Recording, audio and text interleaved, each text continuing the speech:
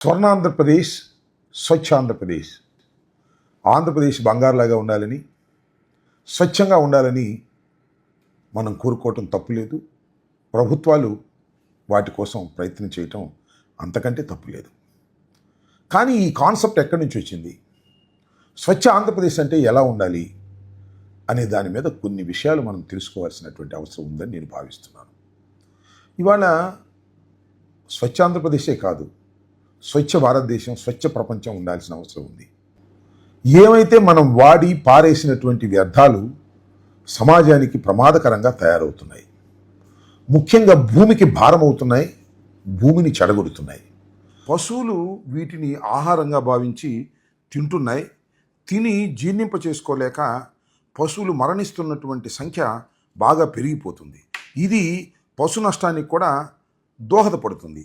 ఆ తర్వాత భూమి పొరలన్నీ కూడా ప్లాస్టిక్ మయమైపోయి భూమి అంతా సర్వనాశనం అయిపోయి ఎందుకు పనికి రాకోకుండా మానవాళిని ఇబ్బంది పెట్టే ప్రమాదం ఉందని పర్యావరణవేత్తలు గమనించి ఒక స్వచ్ఛ భారత్ని, స్వచ్ఛ ఆంధ్రప్రదేశ్ని తీసుకురావాలనేటువంటి ప్రయత్నం భారతదేశంలో జరుగుతూ ఉంది. ప్రపంచవ్యాప్తంగా కూడా జరుగుతూ ఉంది. అసలు వ్యర్థాలను మేనేజ్ చేయటం అనేది ఇవాళ చాలా క్లిష్టమైనటువంటి పరిస్థితిగా ఉంటుంది. కొన్ని దేశాలైతే వ్యర్థాలను మేనేజ్ చేయటం, రీసైక్లింగ్ చేయటం కోసం కోటాను కోట్ల రూపాయలు ఖర్చు పెడుతున్నారు. మన దేశంలో కూడా వ్యర్థాలను రీసైక్లింగ్ చేయాలని, లేదా వాటిని సర్వనాశనం చేసి మానవాళికి ప్రమాదం లేకుండా చేయాలనే ప్రయత్నాలు చాలా జరుగుతున్నా అనుకున్న స్థాయిలో ఫలితాలు రాకపోవటం చాలా బాధాకరమైనటువంటి అంశం. ముఖ్యంగా మనం మన రాష్ట్రానికి వద్దాం. స్వచ్ఛ ఆంధ్రప్రదేశ్. స్వచ్ఛ ఆంధ్రప్రదేశ్గా ఉండాలంటే ఏం చేయాలి? మనం వాడేసి పారేసిన వ్యర్థాలన్నింటినీ కూడా సక్రమంగా వాటిని వినియోగించాలి. వినియోగించాలంటే మనం చూస్తున్నాం కదా, SWPC అంటే సాలిడ్ వేస్ట్ ప్రాసెసింగ్ సెంటర్స్ అని మనం అప్పుడప్పుడు రోడ్ల వెంట వెళుతున్నప్పుడు గ్రామాలకు దూరంగా షెడ్లు ఉంటాయే, అవి SWPCలు. వాటిని ఉపయోగంలోకి తీసుకురావాలని ప్రభుత్వాలు ఎంత కష్టపడుతున్నా శూన్యం. చాలా తక్కువ పర్సంటేజ్ మాత్రమే ఉపయోగంలోకి వస్తున్నాయి. మనం ఒకసారి రోడ్డు వెంట వెళుతున్నప్పుడు చూడండి, గ్రామాల్లో కానీ పట్టణాల్లో కానీ బయట కానీ గుట్టలు గుట్టలుగా ప్లాస్టిక్లు ఉంటాయి. ప్లాస్టిక్ బాటిల్స్, ప్లాస్టిక్ కవర్స్, ప్లాస్టిక్తో తయారు చేసినటువంటి యూజ్ చేసినటువంటి వస్తువులు గుట్టలు గుట్టలుగా పడి ఉంటాయి. ఇవి వర్షం పడ్డప్పుడు ఏం చేస్తాయంటే కొట్టుకుపోయి కాలువల్లో పడతాయి. కాలువల్లో వాటర్ని ఆపేస్తాయి, ప్రమాదాలకు దారితీస్తాయి. కాలువలు, పంట కాలువలు అన్నీ కూడా ప్లాస్టిక్తో కప్పబడిపోయేటటువంటి ప్రమాదం ఉంది. అందువల్ల ఈ ప్లాస్టిక్ని వినియోగం తగ్గించడంతో పాటు ప్లాస్టిక్ని మనం ఏదైతే వాడి బయట పారేస్తున్నామో వాటినన్నిటినీ కూడా రీసైక్లింగ్ చేసేటటువంటి పద్ధతిని అనుసరించాలనేది మనం ఇవాళ మన పర్యావరణవేత్తలు చెబుతున్నటువంటి అంశం. ఇదే క్రమంలో గ్రామాల్లో కూడా మనం చూస్తాం, పొడి చెత్త, తడి చెత్తని తయారు చేసి కంపోస్ట్గా తయారు చేస్తారు, వర్మీ కంపోస్ట్గా తయారు చేస్తారు. ఇది ప్రాసెస్.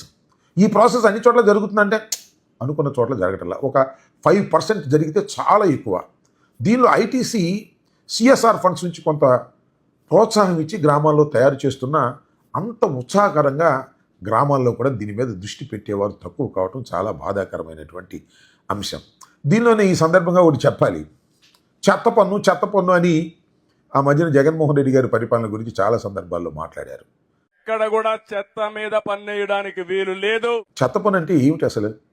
ఇప్పుడైతే గ్రామాల్లో కానీ పట్టణాల్లో కానీ తడి చెత్త, పొడి చెత్త రెండింటినీ కూడా సేకరించే వ్యక్తులను ఏమంటారంటే గ్రీన్ అంబాసిడర్స్ అంటారు. ఈ గ్రీన్ అంబాసిడర్స్కి ఆ గ్రామాల్లో 7, 6 ఆ గ్రామాల సైజు ప్రకారం ఉంటారు. వారికి 8,000, 10,000, 12,000 శాలరీ ఇచ్చేటటువంటి కార్యక్రమం ఉంటుంది. ఈ గ్రీన్ అంబాసిడర్కి స్వచ్ఛాంధ్ర కార్పొరేషన్ నుంచి డబ్బులు రానప్పుడు వాళ్ళు ఉద్యోగాలు పోతాయి. అప్పుడు వాళ్ళు వసూలుకి వెళ్ళరు. వసూలు మీన్స్ ఈ తడి చెత్త, పొడి చెత్త సేకరణకు వారు వెళ్ళరు. వెళ్ళకపోవటం వల్ల ఏం జరుగుతుంది? ఆ గ్రామాల్లోనే తడి చెత్త, పొడి చెత్త అలాగే పడిపోయేటటువంటి పరిస్థితి ఉంటుంది.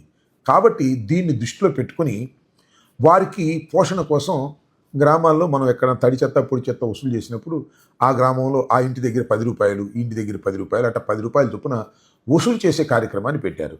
దాన్నే చెత్త పన్ను అని చాలా వ్యంగ్యంగా మాట్లాడుతూ వచ్చారు. ఆ చెత్త పన్ను తీసేస్తామన్నారు, మొన్న తీసేశారు. గమనించాల్సింది ఏంటంటే ఇదే చెత్త పన్ను పిఠాపురంలో వసూలు చేసే కార్యక్రమాన్ని పవన్ కళ్యాణ్ గారు ప్రారంభించారు. నిజంగా అలా 10 రూపాయలు, 20 రూపాయలు వసూలు చేయటం వల్ల జరిగేటటువంటి సౌలభ్యం ఏమిటంటే అక్కడ గ్రీన్ అంబాసిడర్స్కి మనం శాలరీస్ సక్రమంగా ఇవ్వగలుగుతాం. వారి పోషణకి పనికొస్తుంది, సక్రమంగా ఈ చెత్త సేకరణకి పనికొస్తుంది. ఈ చెత్త సేకరణ చేసిన తర్వాత దీనిలో 2 అంశాలు ఉన్నాయి. ఈ ప్లాస్టిక్ వ్యర్థాలన్నింటినీ కూడా రీసైక్లింగ్కి పంపించవచ్చు. ఇప్పుడు బాటిల్స్ ఉంటాయి కదా, మనం తాగి వాడేసిన బాటిల్స్, అవన్నీ క్రష్ చేసి బండిల్స్గా కట్టి వాటిని తీసుకువెళ్ళి రీసైక్లింగ్ చేసి మళ్ళా ప్లాస్టిక్ బాటిల్స్గా తయారు చేసే అవకాశం ఉంది. ఇది కాకుండా ఇంకా అన్నిటికీ పనికిరానటువంటి చెత్త, ఇక రీసైక్లింగ్ పనికిరాంది, అదేవిధంగా ఎరువుకు పనికిరాని చెత్త ఏదైతే ఉంటుందో దీన్ని తీసుకువెళ్ళి తగలేసి విద్యుత్తుని మనం దాని నుంచి తీసుకురావచ్చు. దానివల్ల వ్యర్థాల నుంచి విద్యుత్ తయారీ చేసేటటువంటి కొన్ని ఫ్యాక్టరీలను, కొన్ని విద్యుత్ ఉత్పత్తి కేంద్రాలను రాష్ట్రంలో ప్రారంభించేటటువంటి ప్రయత్నాలు జరిగాయి. దానిలోనే గుంటూరు దగ్గర ఉన్నటువంటి జిందాల్ ఫ్యాక్టరీ వేస్ట్ నుంచి విద్యుత్ తయారు చేసేటటువంటిది కూడా చంద్రబాబు టైంలో దానికి ఫౌండేషన్ వేశారు, జగన్మోహన్ రెడ్డి గారి టైంలో దాన్ని ప్రారంభించారు. అందువల్ల ఈ చుట్టుపక్కల ప్రాంతాల్లో ఉన్నటువంటి ఏదైతే వ్యర్థాలు ఏవైతే ఉన్నాయో రీసైక్లింగ్కి పనికిరానివి, అలాగే ఎరువుకు పనికిరానివి, అవన్నీ టన్నుల కొద్దు తీసుకువెళ్ళి వాటిని దహనం చేసి దాని నుంచి విద్యుత్తుని ఉత్పత్తి చేసేటటువంటి జిందాల్ ఫ్యాక్టరీకి తరలించే కార్యక్రమాలు చేస్తుంటారు. ఇది అనుకున్న స్థాయిలో భారతదేశంలో, ముఖ్యంగా ఆంధ్రప్రదేశ్లో జరగకపోవటం వల్ల వ్యర్థాలన్నీ పేరుకుపోయి చాలా ప్రమాదకరమైన దశకు పోతూ ఉంటాయి. ఇక్కడ ఒక్క విషయాన్ని చెప్పాలి. చంద్రబాబు నాయుడు గారు కందుకూరు వెళ్ళారు. అక్కడ స్వర్ణాంధ్ర, స్వచ్ఛాంధ్ర కార్యక్రమాన్ని నిర్వహించారు. చాలామంది చాలా ఉపన్యాసాలు చెప్పారు. చంద్రబాబు నాయుడు గారు చాలా బ్రహ్మాండంగా చెత్త నుంచి సంపద సృష్టించేటటువంటి కార్యక్రమం చేస్తున్నారన్నారు. ఇది చంద్రబాబు నాయుడు గారు సృష్టించిందేం కాదు.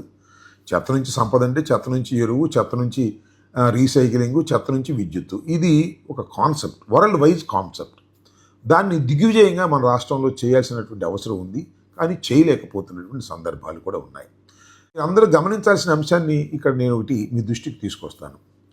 కందుకూరులో మొన్న సమావేశానికి వెళ్ళినప్పుడు అక్కడ ఎమ్మెల్యేలు, ఎంపీలు చాలా బ్రహ్మాండంగా చంద్రబాబు నాయుడు గారిని పొగిడారు. కానీ ఒక దీప్తి అనే విద్యార్థిని, బహుశా నారాయణ కాలేజీలో చదువుకుంటుంది అనుకుంటాను, ఆమెకి మైక్ ఇచ్చారు చెప్పమని. పాపం చిన్నపిల్లలు కదా, ఉన్నట్టుగా చెప్పేసింది. ఏం చెప్పేసిందంటే, మా కందుకూరులో చెత్త అంతా పేరుకుపోతుందండి, పేరుకుపోయినటువంటి చెత్తని ఎవరూ తీయటం లేదు, ఇవాళ సీఎం గారు వస్తున్నారని మాత్రం చెత్తనందరినీ కూడా క్లీన్ చేశారు, రోజు ఇలా చేస్తే కందుకూరు బాగుపడు. మంత్రులు వచ్చినప్పుడు, సీఎంలు వచ్చినప్పుడు మాత్రమే రోడ్ల ఇరువైపులా ఉన్న చెత్తను తొలగించేటటువంటి ఒక నాటకీయ పద్ధతుల్లో జరుగుతూ ఉంది. దీన్ని రెగ్యులరైజ్ చేయాల్సిన అవసరం ఉంది. చెత్త పన్ను విధించినా కూడా చెత్త సేకరణ చేయటంలో గ్రీన్ అంబాసిడర్స్ని, వారికి ఉద్యోగాలకు సక్రమంగా జీతాలు ఇచ్చి చేయవలసినటువంటి బాధ్యత ఉందని నేను భావిస్తున్నాను. ఎందుకంటే సత్తెనపల్లిలో నేను గ్రీన్ అంబాసిడర్స్ గురించి కానీ, లేదా SWPCs గురించి కానీ, ITC వారి సహకారంతో చాలా వరకు కృషి చేశానని నేను నమ్ముతున్నాను. ఎవరన్నా కనుక్కున్నా కూడా చెప్తారు. దీని మీద పవన్ కళ్యాణ్ గారు కూడా చాలా ఇంట్రెస్టింగ్గా చూపించారు. ఆ మధ్యన పిఠాపురంలో కూడా ఈ కార్యక్రమాన్ని చేశారు. కాబట్టి చెత్త నుంచి సంపద సృష్టించేటటువంటి కార్యక్రమం ఇది ఒక కాన్సెప్ట్ తప్ప అది చంద్రబాబు నాయుడు గారు, రాజశేఖర రెడ్డి గారు, లేకపోతే మరొకరు సృష్టించింది కాదు. దీన్ని ప్రజల్లోకి తీసుకువెళ్ళి ఈ పరిశుభ్రతను పాటించడంతో పాటు వ్యర్థాల మేనేజ్మెంట్ చేయకపోతే రాబోయే కాలంలో భూమికి ప్రమాదం, ప్రపంచానికి ప్రమాదం, మానవాళికి ప్రమాదం అనే విషయాన్ని ప్రతి పౌరుడు గుర్తించే విధంగా వారిని ఎడ్యుకేట్ చేయవలసినటువంటి బాధ్యత ఉన్నదని నేను ఈ సందర్భంగా భావిస్తున్నాను. చాలా స్వచ్ఛంద సంస్థలు దీని మీద పనిచేస్తున్నాయి. దానితో పాటుగా ITC వారి CSR ఫండ్స్ నుంచి దీనికోసం ప్రత్యేకంగా వెచ్చిస్తుంది. వారి కృషిని కూడా మనం ఇక్కడ కొనియాడవలసినటువంటి అవసరం ఉందని భావిస్తూ